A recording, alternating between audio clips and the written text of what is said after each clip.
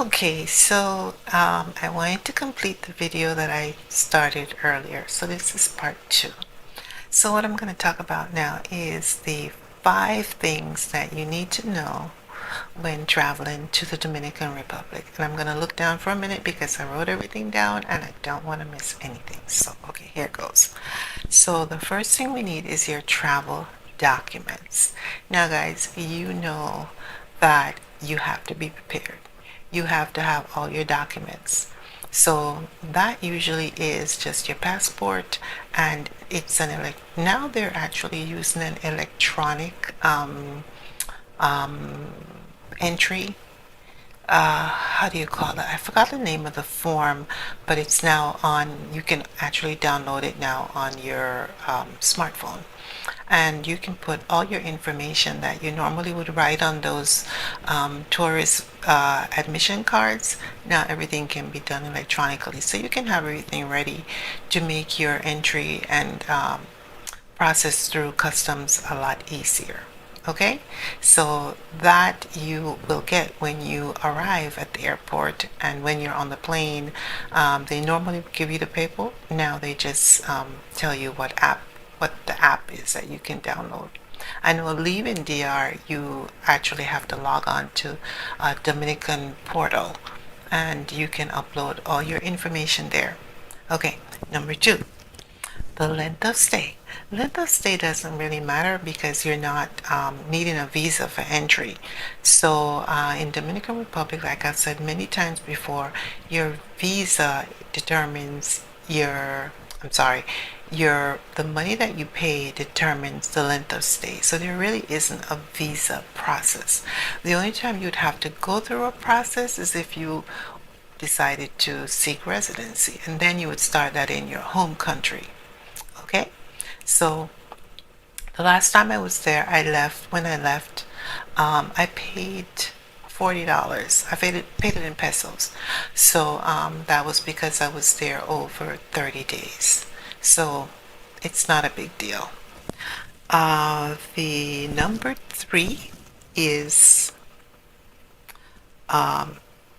information on transportation. So transportation, there are a few modes of transportation in DR, and one of which is the moto concha, which are these guys that they use their motos, their like motorbikes, as a form of moto taxi.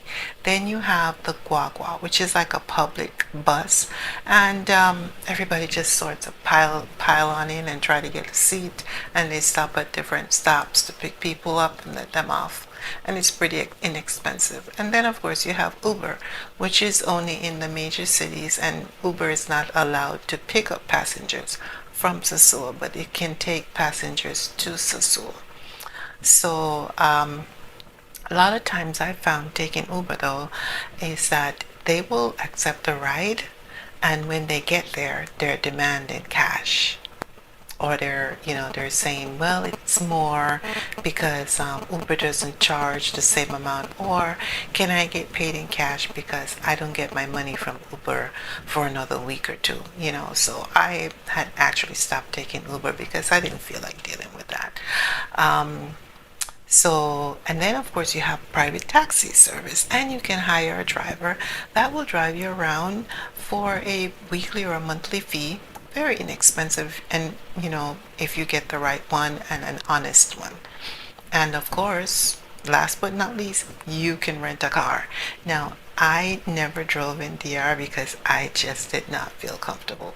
I drove a few times, but I didn't really feel like I needed to because I had so many other options. And driving there, you really have to be ready for the type of driving there. Not that I'm saying there's no rules, but they do as they please. So for me, being a foreigner and not really speaking the language, in case I had a problem, I chose to hire a driver or take a cab. Okay, number 4 is Airbnb. So when you get there, you can either stay in an Airbnb, or you can stay in a hotel, a motel, a bed and breakfast. there are a few options. I think most people tend to do the Airbnbs because the houses and the apartments is so beautiful and they're so inexpensive. So you can have a whole villa to yourself for maybe 100 or less a night, like maybe four rooms, 3 bedrooms, so I had my own apartment. I still do. So I got that very early on. Before I even moved there, I used to just go down on the weekend, and that apartment was a 2 bedroom, 2 bath, and I only paid 350 a month. So it was cheaper just to have it there, so that whenever I arrived, I had all my clothes, I had everything I needed right there. So I traveled with no luggage. That was a plus for me. Okay, the next one, number 5, is buying your own groceries. So I chose to buy my own grocery most of the time or get it delivery. There are a few delivery apps. One is called Pediosa, and you can actually get a moto. There's moto guys now that will take your order and they will shop for you and they will deliver it. Something like Instacart over here. Um, Maybe not as organized. You kind of have to know who it is that you're calling. But yeah, that worked out fine for me because I hated grocery shopping. And they'll bring it right to your door. Number 6 is restaurants and delivery. Okay, so we talked about that, restaurants and delivery. Um, then you have long-term, short-term. Now you can do long-term. A lot of those Airbnbs will offer you long term. They'll offer short term, which is a little bit more expensive, and then they'll say if you're going to be staying for a longer period of time, they will actually give you a huge discount. Like if you're staying over a month or 6 months or 3 months. So, like I said, I have my own apartment, but I know a lot of tourists, travelers, whether they decided to stay a week. Some people came for a couple of days and ended up spending months. So you never can tell. Once your schedule is flexible and you don't have to rush back, you're not committed to any work or relationship how do you say, relationship contacts or obligations. That's the word I'm looking for. You can do whatever you want. All right, now we have, oh, and for the apartments, we normally tell you to get an apartment that is in a walkable area. So basically, Puerto Plata is very family oriented. It's big. Sosua is much smaller, more compact. Everything is within close walking distance and very close to the beach.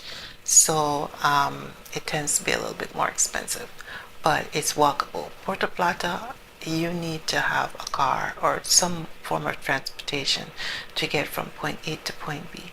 So that's something to take in consideration when you're planning your trip. Okay? And now number is that number 9? Beaches. Beaches. There's so many beaches there. Oh God. There's so many beaches there. We have Sosua Beach, you have Playa Dorada, you have, oh my God, there's quite a few, Playa Alicia. I I could go on and on. Some beaches can get a little rowdy, and then you have some that are so tranquil, and you could just be like you're on an island all by yourself. So there's lots of beaches, lots to do in the daytime, lots of water sports. If you want to go up to Cabarete, you can go kite surfing. You can be, if that's your thing, you can go surfing if that's your thing. So there's a lot of options, and of course, when you go, always exercise safety. Okay, because there's no lifeguards on the beach, so you're pretty much on your own. And now number 10. So this is one of the most important ones. This thing keeps coming down. It's my head wrap. So one of the most important things I would say is changing out your money. So when you arrive in the airport, instead of going to the cambio, try to go to the bank, or you'll find a lot of guys out there that will try to get you to sell them US dollars, and their rates are usually pretty good. I have a couple of people that I use myself. I mean, these are my guys that I go to, that I get my dinero changed and I get a good rate. And the rates have been hovering around 56.75 to 58. So you get a good bang for your buck. And if you want to open a bank account, that could be our next topic, because that was a process. I visited the island about 2 or 3 times before I was able to open an account, because there were certain things that I needed to have that I didn't have. And on my third try, I opened an account with not Banco Reservas, Banco Santa Cruz, and that was pretty painless.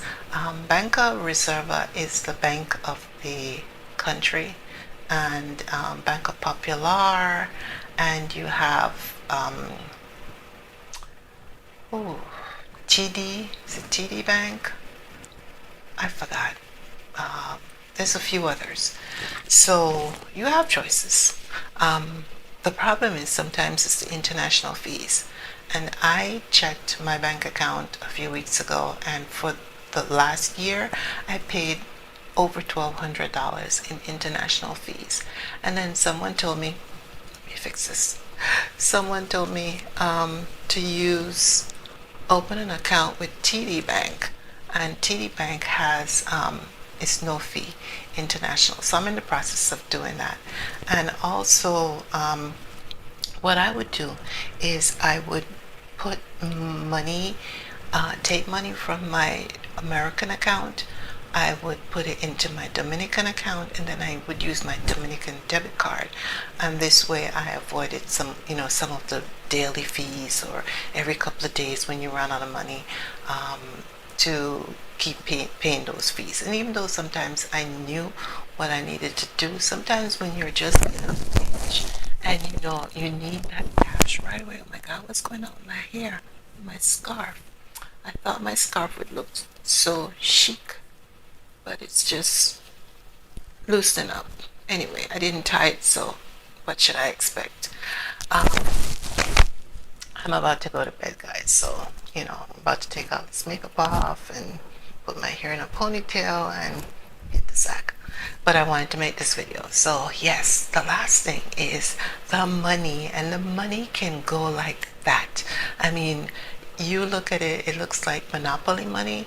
You break a 2,000 peso, and you say, oh, I got 1,000 peso, and before you know it, it's gone. 1,000 pesos like $22 or $17, $18, depending on the exchange rate.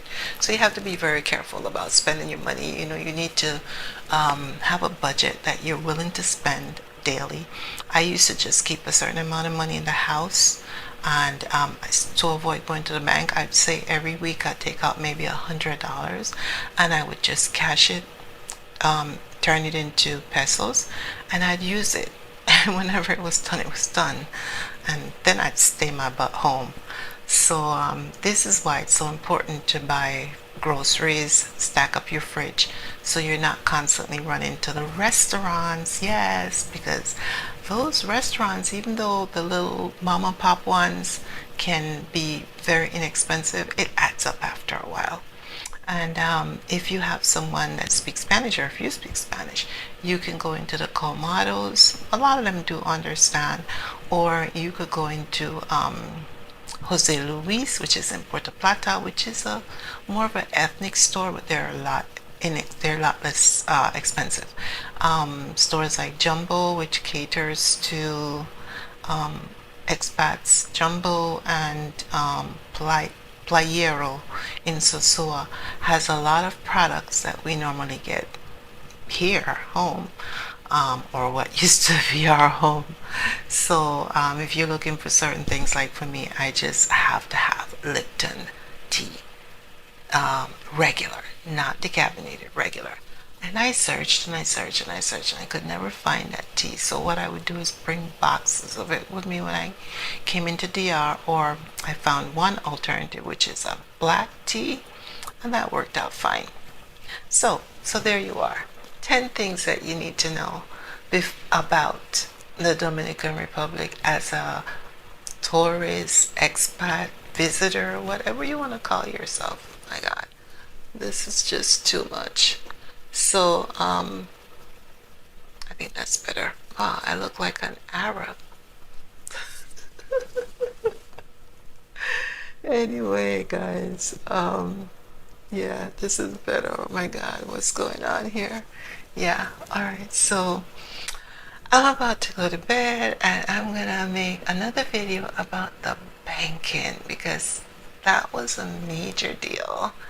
And